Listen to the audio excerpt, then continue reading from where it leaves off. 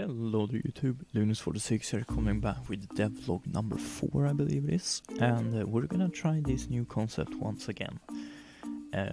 Today we're fixing the build system, which is the final thing before the playtest, and well, as you can see, it's a bit buggy. You can just spam floors everywhere, and this is not how I intended it to be, but yeah, we're gonna try to fix this. And also with the walls here, there's some clipping issues. I will show you here, like, it doesn't go together very good. I've had so much trouble trying to get this together, and I finally took some time in and tried to fix this. And the first thing we're gonna do here is, so I'm checking with two colliders, so one on the object itself and one in a child collider on another object that's apparent with just a normal box collider on it.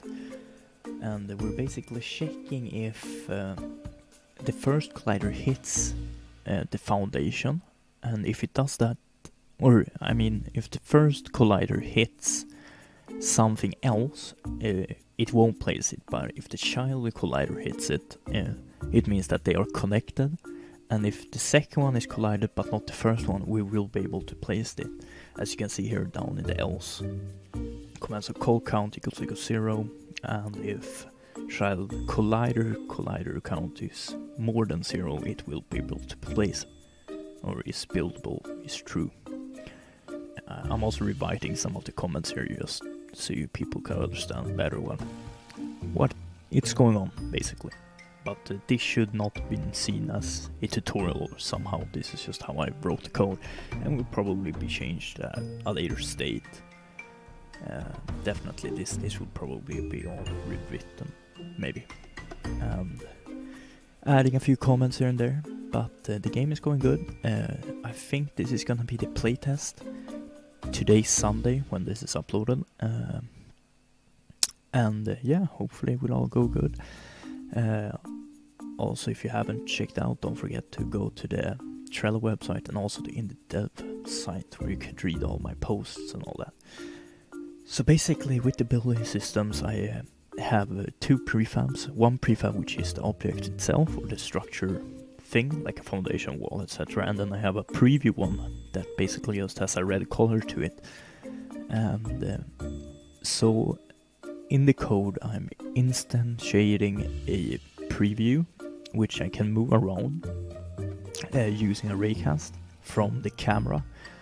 And when I left click it, it will check if there's a colliding thing and if there is a foundation, basically. And if it is, it will place it. So let's say we have a foundation. We press 0, which is for now the foundation key. And then we place it somewhere in the world, and let's say we want to build a wall on it. So we press 2, I believe it is, and after we click 2, it's gonna check if we're on a foundation or colliding. The child collider collides with the foundation, and if it does, and it doesn't hit anything else, it will be placeable. But the thing is that with I'm making all these prefabs in Fusion 360, and it's extremely precise work to try and get all the things to collide together. You will see this later in the video when I go and show you how the walls are placed, because it isn't really at the end of like the thing, and it's just a real freaking pain to set this up. And but yeah, so here we have the wall. This is the child collider, and here's the collider. So as you can see, the issue was that it wasn't clipping right, so we're decreasing the box collider on that object, so the first collider, so to speak, and then we have increased the second collider, or the child collider, so it hits. So the child collider hits before the other collider, which means it would go seamlessly together. As you will see here, it doesn't clip anymore because we changed the trigger to fall, or to true, I mean. And yeah, here we can see we can also place here in midair. And the walls is, I'm having some trouble here, and I don't know why, but it's just a simple fix because I forgot to untoggle the collider there, so it is epic. So here I'm like, this should work. And then I notice it here, that the collider is not on. And then I activate it and it works perfectly fine. Easy fix and easy mistake to make. Usually that is very frustrating when that happens. But that's how it rolls. So as I said, this is a very wonky building system and it will get improved in a later date. Here's what I talked about earlier, about the things not going to the edge. So another thing is that I don't have a real materials, it's just this basic black material that it's gonna be for now. And yeah, the walls are gonna be improved, get a bit higher, but yeah, there's also these stairs here. I also noticed that I forgot to trigger them,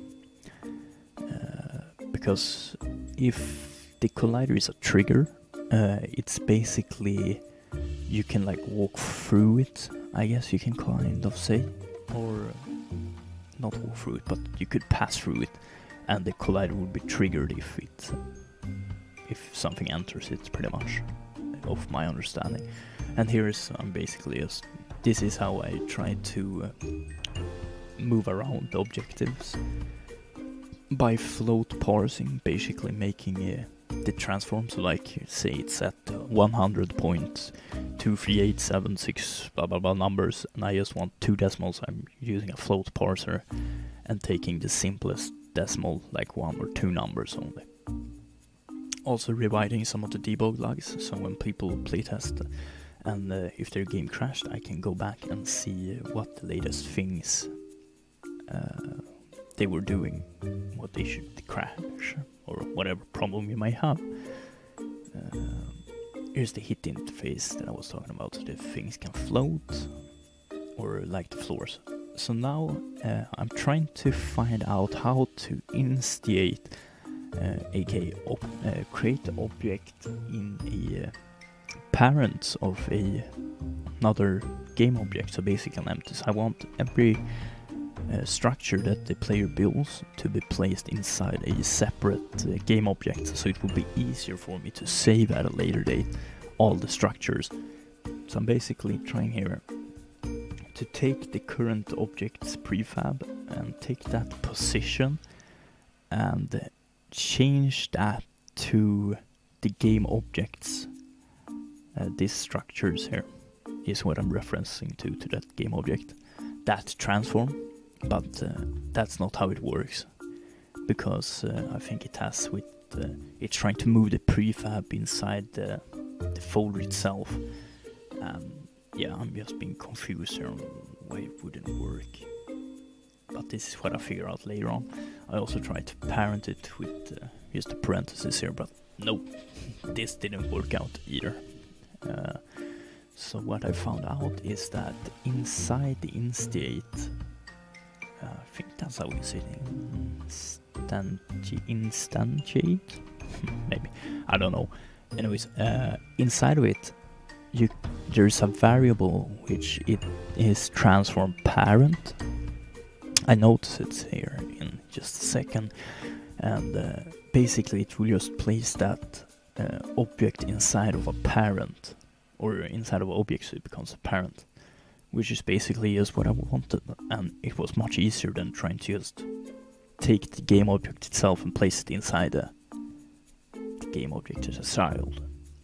So basically just, if I would have checked up the instate directly, checked if there was a parent variable, I would have done it in a matter of seconds, but this is the thing with programming.